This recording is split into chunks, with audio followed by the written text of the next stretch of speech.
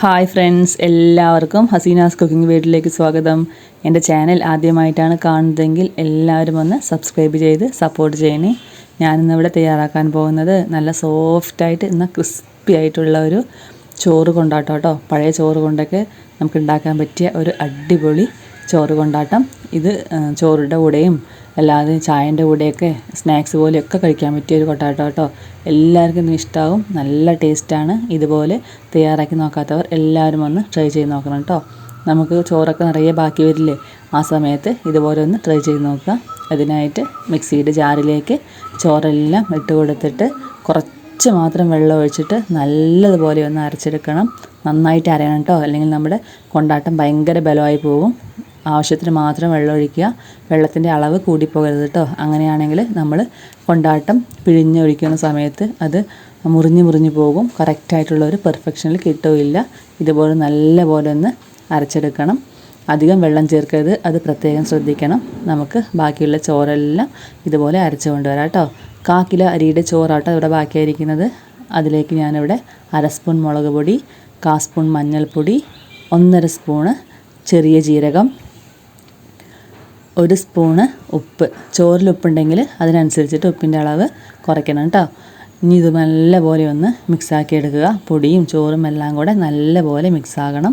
ദാണ്ട് ഈ ഒരു വെള്ളത്തിൻ്റെ അളവ് ഇത്രേ പാടുള്ളൂ കേട്ടോ. ഒരുപാട് വെള്ളം ഒഴിക്കരുത്, അത് പ്രത്യേകം ശ്രദ്ധിക്കണം. ഇനി ഇത് നല്ലതുപോലെ ഒന്ന് നമുക്ക് മിക്സാക്കി എടുക്കാം. നല്ല രുചിയുള്ള കൊണ്ടാട്ടം ഇത്. ഇതുപോലെ എന്തായാലും എല്ലാവരും ഒന്ന് ട്രൈ ചെയ്ത് നോക്കണം. ഞാനിതുപോലെ നല്ലപോലെ മിക്സാക്കി കൊണ്ടുവന്നിട്ടുണ്ട്.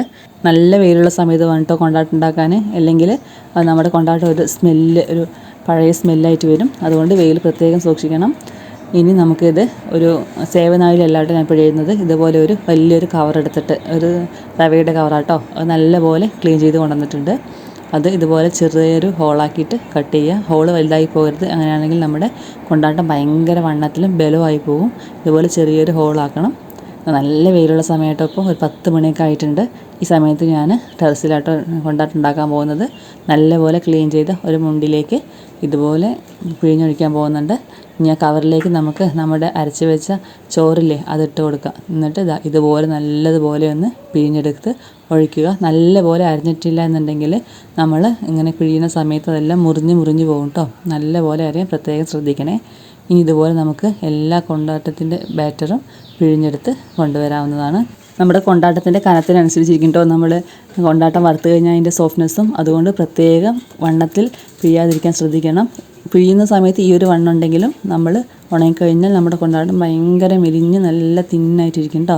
ഞാൻ അതുപോലെ എല്ലാം പിഴിഞ്ഞെടുത്ത് കൊണ്ടുവന്നിട്ടുണ്ട്.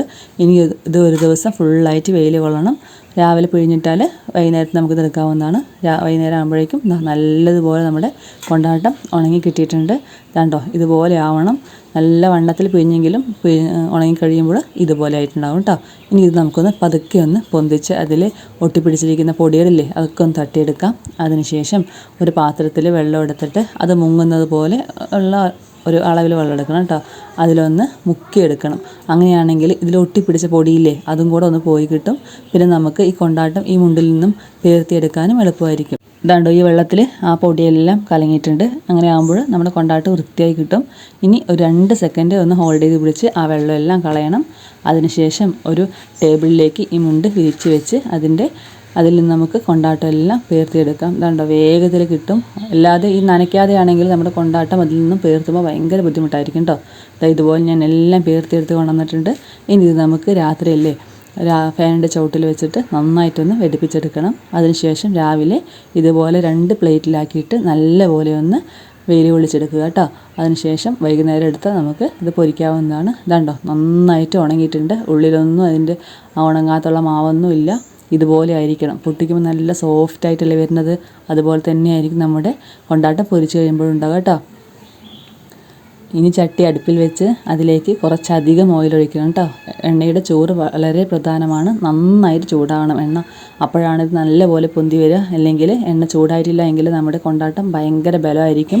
കഴിക്കുന്ന സമയത്ത് ഒരു ബലം ഉണ്ടാവും നമ്മുടെ കൊണ്ടാട്ടത്തിന്. അതുകൊണ്ട് എണ്ണയുടെ ചൂട് പ്രത്യേകം ശ്രദ്ധിക്കണം. ഇട്ട് വന്നതും കൊണ്ടാട്ടം പൊരിഞ്ഞ് വരണം കേട്ടോ.